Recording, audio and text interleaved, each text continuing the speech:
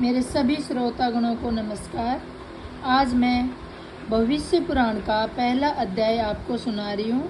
आप ध्यान से सुनना। व्यास जी ने कहा, एक समय की बात है, नैमिषारण्य तीर्थ में सनकादि 88,000 ऋषियों ने पुराण वेता श्री सूत जी से कहा। सूत जी से पूछा, हे सूत जी, इस कलयुग में वेद विद्या रहित मनुष्य को प्रभु भक्ति किस प्रकार मिलेगी तथा उनका उद्धार कैसे होगा।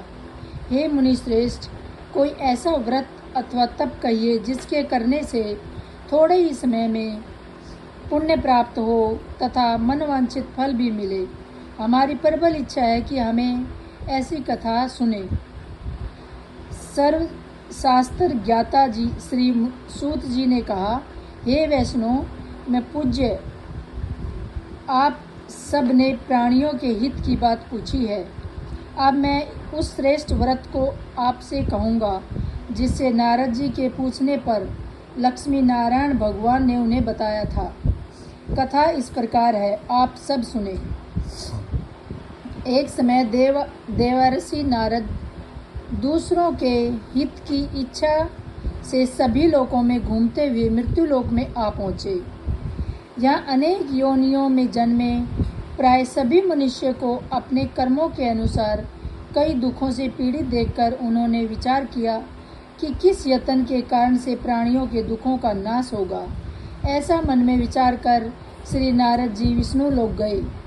वहाँ श्वेत वर्ण और 4 भुजाओं वाले देवों के ईश नारायण को, जिनके हाथों में शंख चक्र गदा और पद्म थे तथा वरमाला पहने हुए थे, देखकर स्तुति करने लगे। नारद जी ने कहा, हे भगवान, आप अत्यंत शक्ति से संपन्न है।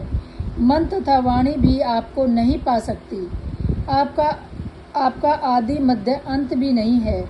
आप निर्गुण स्वरूप सृष्टि के कारण भक्तों के दुखों को नष्ट करने वाले हो। आपको मेरा नमस्कार है।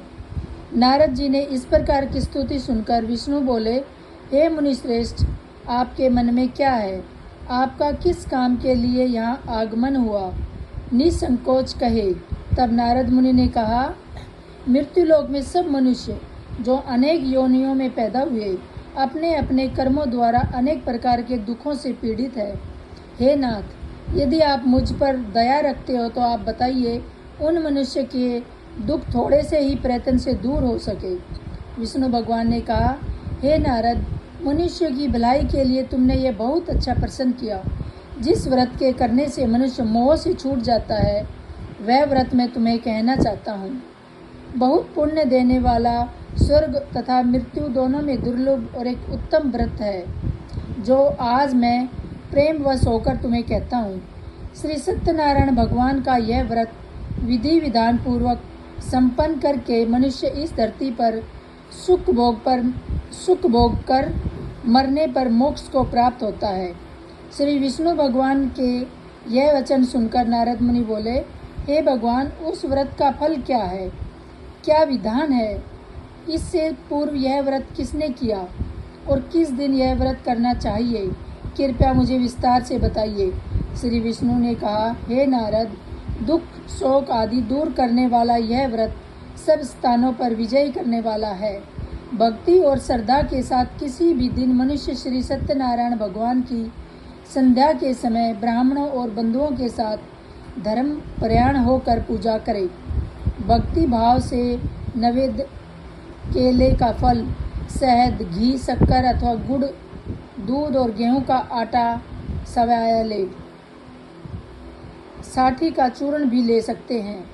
इन सबको भक्ति भाव से भगवान को अर्पण करे। बंधु बांधवों सहित ब्राह्मणों को भोजन कराए। इसके पश्चात स्वयं भोजन करे। रात्रि में नृत्य गीत आदि का आयोजन कर श्री सत्यनारायण भगवान का स्मरण करता हुआ स्वयं समय व्यतीत करे। कली काल में मृत्युलोक में यही एक लघु उपाय है, जिससे अल्प समय और अल्प धन में महान पुण्य प्राप्त हो सकता है।